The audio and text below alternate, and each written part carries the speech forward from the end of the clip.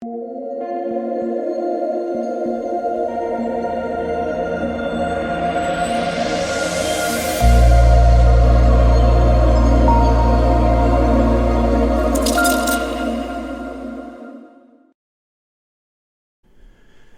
what is going on, guys? It's DK. Back at you with another video here to rate in the 6-game NBA main slate on Thursday. Before I get into the video, if you guys are new to the channel, welcome. My name is DK. I make daily videos as well as live stream for NBA and NFL slates on Draftkings. If you guys are interested in Thursday night football, we have Patriots and Falcons. I have a video up breaking down that SHOWDOWNS slate.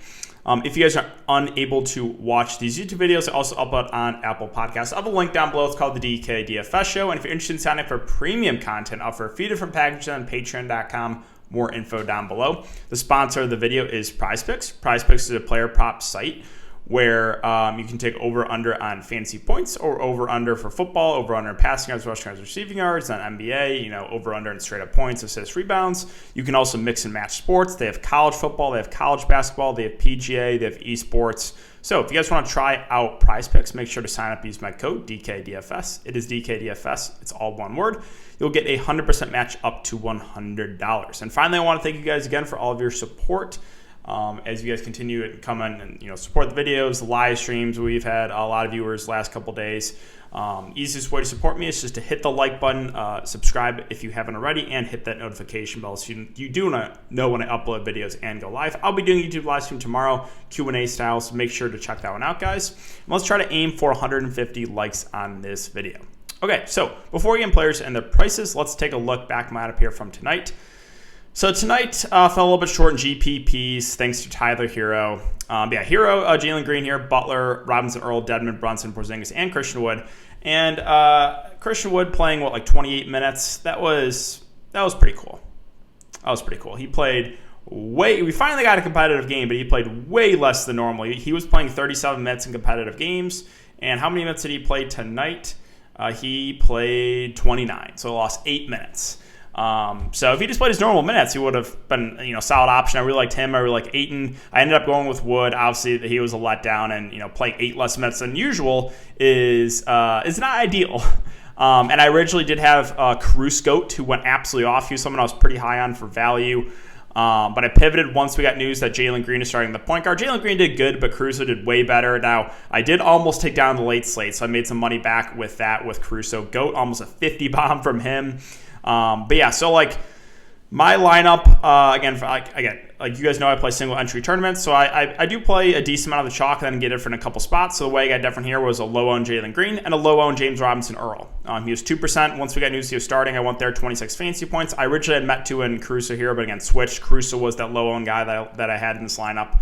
But a lot of other chalk. Hero was a chalk bust, but it wasn't like he was a bad play. He was just couldn't hit the broadside of the bar in the first half. He had a pretty big second half to make up for it, but I think he had 5 fantasy points in the first half. So, an average first half from Hero, he probably goes for 45, 50. So just a little bit unfortunate, that happened, but, what can you do? Jimmy was, again, I was pretty high in the Heat. He was 37% on. He went off. Dedmon was a little bit of a letdown. Expected more for the amount of minutes he got. So, he was a little bit of a letdown, to be honest. And then, Porzingis and Brunson are both great. No surprise there without Luka. The game's competitive. They both smashed. That's it for a look back at my lineup. So going over the winning lineup, this is in the Thunderdome. Again, this is a $5,300 entry. We'll take a look at a couple tournaments here because I do want to make a couple points. But ownership really, really condensed. Hero 75%, not a big surprise. Talon Horton Tucker 62%. That was one chalk play I faded in tournaments. It did not go well for me at all. Now I like Talon Horton Tucker. I included in my player pool. He was a very safe play, but I thought he was going to be a little bit over-owned. He was in large field tournaments. He was 50+% owned. The reason I say that was he had a really big game last game, but he didn't do much in the first 3 quarters and then really smashed in the fourth quarter when the game was a blowout and AD got ejected. So I just felt like he was going to be a little bit over-owned, but he had the absolute ceiling game. So, again, that did not work out at all for me. But, again, I take some risks, or I don't play all the chalks. I faded THT, but that didn't work out. Dedmon, 75% owned, no surprise. Porzingis, really chalky, no surprise. Brunson, 100%, makes sense. Wood, 75% owned. A lot of the sharp players on him, and he just randomly plays 8 less minutes. That's very, very tilting for sure. Jimmy, 50%. So that was the winning lineup. Was there any other ownership I wanted to go over? Hardaway got some ownership. Obviously, he got a boost without Luka. Levine got a little bit of ownership. But yeah, that was it for the Thunderdome. So this is the winning lineup in the Hall of Famer. Now, it was split 5 different ways, and you see this a lot with lineup trains and them just playing the optimal lineup and then splitting. So it's, it worked out for these players. This is in the Hall of Famer. This is a 20-person entry, I believe, 20-person entry, $2,000 entry. But in the long run, if they are just playing this in tournaments, just playing the optimal lineup, and this is probably the optimal, right? Because you had all 3 Miami guys with Hero, Dedmon, Butler. You had both the Mavs guys. You had a cheap THT, a very cheap Mills, and a player that looked very underpriced in Christian Wood. So this is, probably the optimal lineup. But playing this long term in just tournaments, it's a minus EV move because a lot of people are going to have this lineup and you have no first place equity. Like they split it 5 different ways, and in large field tournaments, it's going to be way more if you do hit like that the big win. So, but what a lot of these players do is this is just their cash lineup and they enter in tournaments. So it's really just the optimal lineup. But again, my point is if you're just playing the optimal lineup in tournaments only, then that's a minus EV move in the long run. And then I know some people have been asking why do you only look at the Thunderdome? What about smaller field tournaments and stuff like that? And it's because a majority of people that watch these videos are only single entry tournaments or 3 max. But if you are playing 150, then this is what I would recommend. Going over to Fantasy Labs contest dashboard, you can go to NBA and you can go to the slate recap and look back, and you can see what 150 maxers are playing as far as exposures go. So one player, this was the slate last night. I was taking a look at Osimo and taking a look at his exposures. You can see what the field played versus the exposure. So he was high in Bledsoe. He was pretty high in Nick Batum as I was once we got news that Terrence Mann was out. Unfortunately, again, he played 12 minutes, so that was no fun. You can see he was, if you scroll down a little bit, he was very underweight in Kevin Durant. The field was 60%. He was 18%. He was very underweight in Paul George, 18%. The field was about 40%. So, yeah, you can just go through this. You can go through 150 maxers and check out their exposures. If that's the type of player you are, then you should be doing this. But again, I'm more of a single entry player, so I look more at the higher stakes single entry stuff. But again, if you're 150 maxer, and I still look at this too, because I just, it's fun to look back. I'm a nerd. I like looking back and seeing what other players played at 150 and seeing what their exposures, see kind of what stands they took.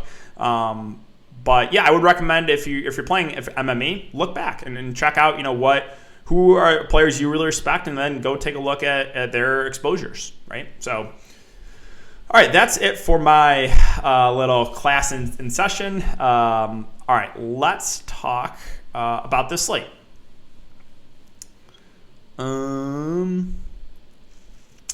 Okay, so we have, let's see, 6 games, 3 of the 6 are out right now for Vegas total. So Clippers and Grizzlies at 221 over under. Clippers 1-point favorites. Spurs and T-Wolves at 222.5 over under. T-Wolves 2-point favorites. And 76ers Nuggets, the Nuggets are 8-point favorites right now. We're waiting on an over under there. So we'll start with Golden State and Cleveland. And pretty big news, we're waiting on a Steph Curry.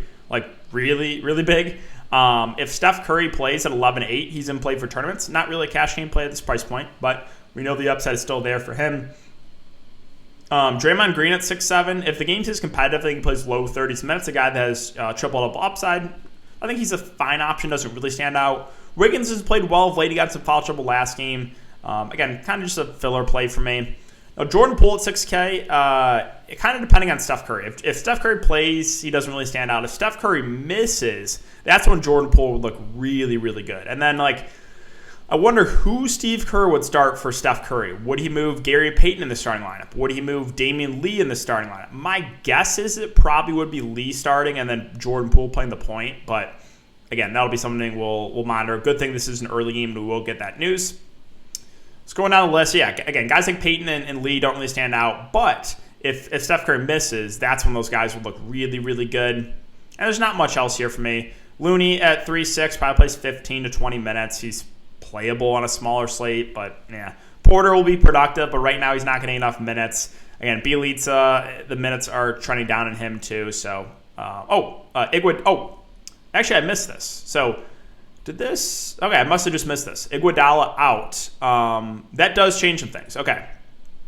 So, with Iguodala out, that actually does make me like Otto Porter a little bit more because I think he does get some extra runs. So, Otto, Damian Lee maybe gets some extra run, maybe a little bit of Bielitsa too. So actually those guys look a little bit better. Sorry about that, guys. I completely missed that one.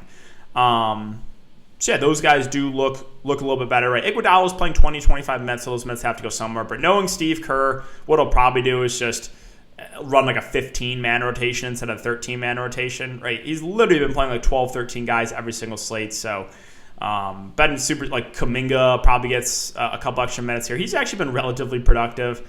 But yeah, the rotation is just such a headache there for Golden State. Moving on to Cleveland. So big piece of news to keep an eye on. Jarrett Allen did not play tonight. I don't think he'll play tomorrow. We'll have to keep an eye on that. Markkanen, I also don't believe will be available either. So they're once again going to be pretty thin. The two guards probably look the best in Rubio and Garland. Both should play 35-plus minutes. These are the two that are going to keep the Cavs in it if they do. So those two look solid. Kevin Love, how many minutes did he play tonight? I know they limited his minutes. It is a back-to-back too, so there's a chance maybe like they rest Kevin Love. But let me see. So Kevin Love came off the bench. He played 21 minutes. Yeah, so it's like need to see more minutes out of him. You saw 24 from Matt Davis, who started, 39 from Okoro, 38 from Dean Wade. Only 19 from Osman, who was productive, but only played 19 minutes. If you played Chetty Osman tonight, you got unlucky. He was playing close to 30 minutes before, and then he's playing well on the offensive end. They cut him down to 19 minutes. Like, he was on pace for a pretty big game. So that's just one, again, you got a little bit unlucky if you did go to Chetty. But yeah, 6-1 for Chetty, no real interest there. I mentioned Dean Wade playing more minutes. He played 38. Not a high-usage guy, but, yeah, I guess he's playable. Ed Davis, again, if both those bigs are out again, he probably starts. But, I don't know if he plays 24 minutes again because this is a small ball team, so maybe the minutes do go down a bit.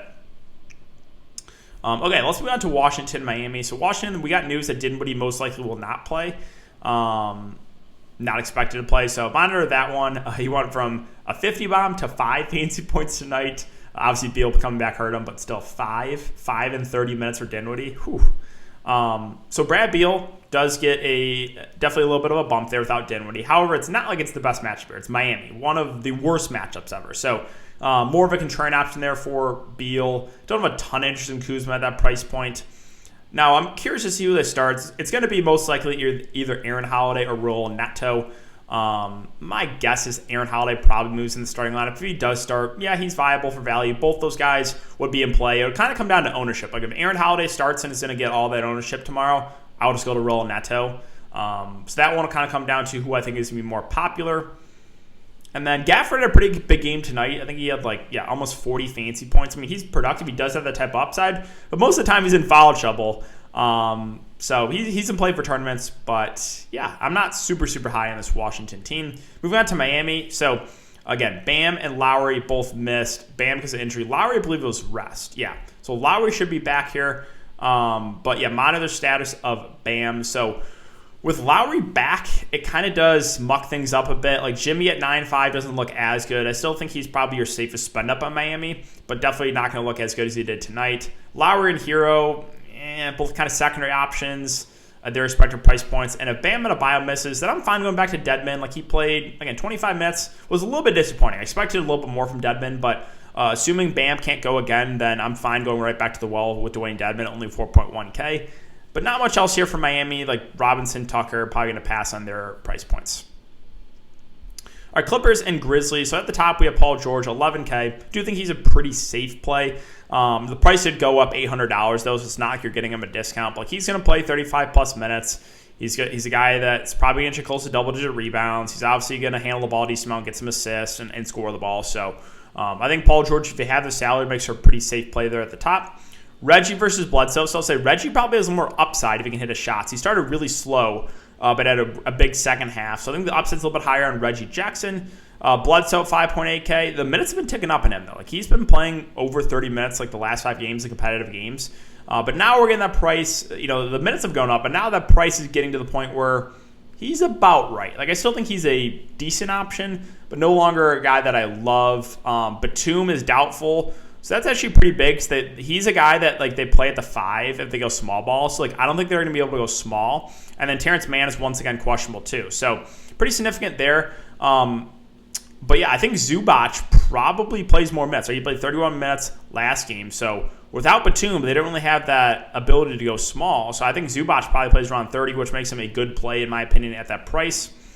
Kennard, if there's no Terrence Mann too, he probably plays big minutes, played 31 minutes. However, again, with Luke Kennard, he's pretty reliant on the scoring. The 7 rebounds was more of an outlier.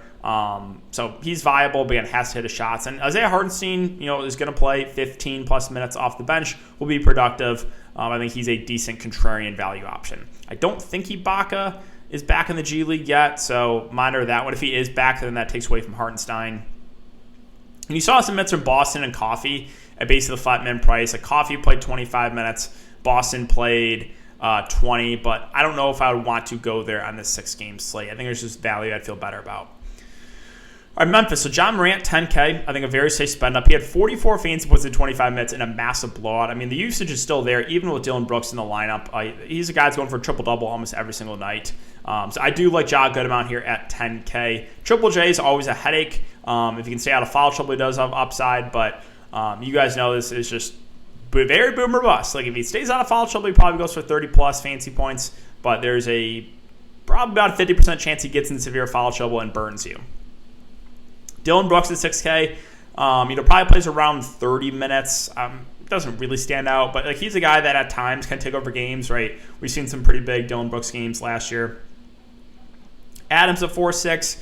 I'm not confident with the minutes.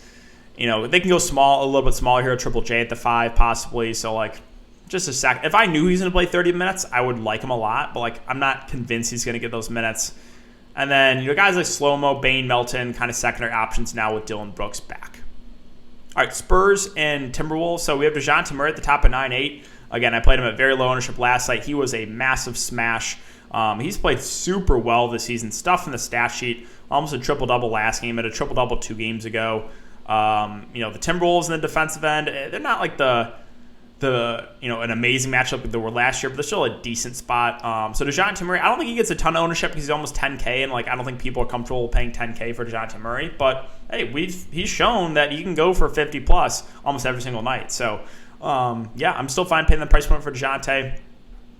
Calvin Johnson, a little bit of letdown game last game, but the minutes are pretty secure for him of 30 to 35. Kind of a fine filler play for me. Thad Young, I think, is a safe play too. Should play 25-ish minutes off the bench. Will be productive when he's out there, so no real issue there. The Spurs, besides DeJounte Murray, they're all kind of secondary plays like White, Eubanks. If you want to roll the dice in one of these, like Vassell, McDermott, Lonnie Walker, you can, but they also have a low. All 3 flashed the floor. Actually, last game, you had 7 fantasy points for Vassell. I think you had 15 for McDermott and 11 for Lonnie. So they all have a low floor. They do have ceilings, but they have to hit their shots to get there. On the Minnesota side, so we have Karl-Anthony Towns at the top of 10-5 without Jakob Poeltl. He should be able to have his way here against Eubanks and Thad Young. So I do like Cat a good amount there. Ant-Man versus D'Lo, both look like decent options. Both are playing big minutes. So I think both look pretty similar to me. I don't have a super strong take on which one of those guys I do prefer.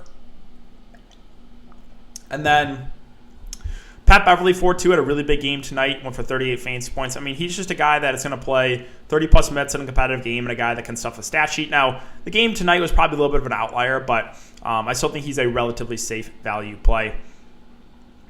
Beasley's always viable off the bench, and then if Vanderbilt starts again, he's also in play for salary relief, but he is always in him and McDaniels, I feel are just in foul trouble every single game. They're always in massive foul trouble. All right, Philadelphia and Denver. So this is a little bit of a tricky one.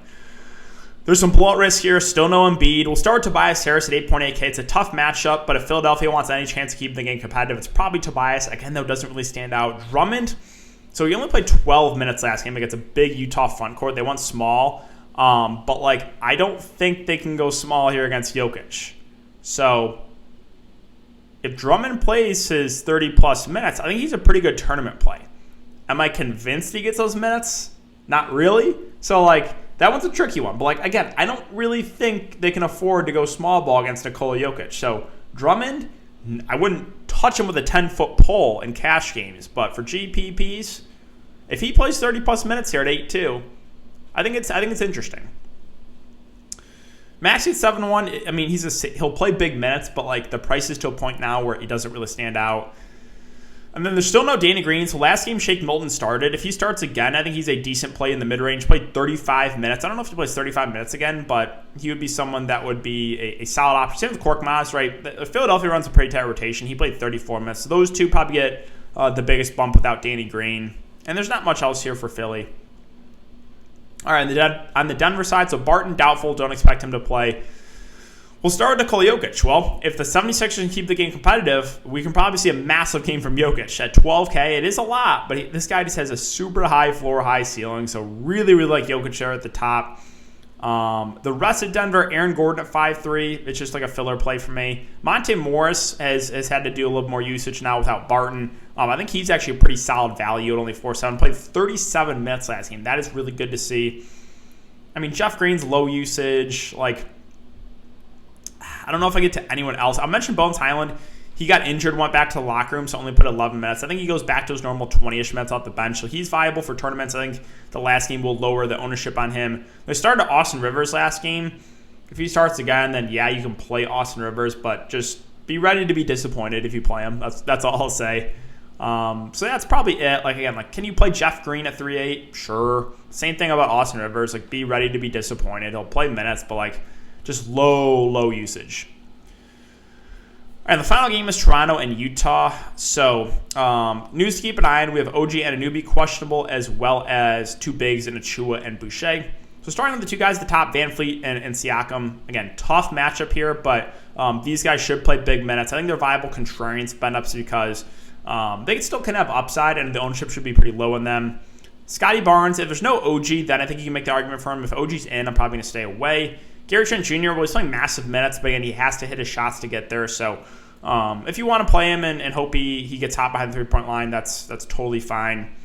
And then if OG and Anunoby gets ruled out, I'm curious who they end up starting. My guess is Svi Mikhailiuk moves in the starting lineup.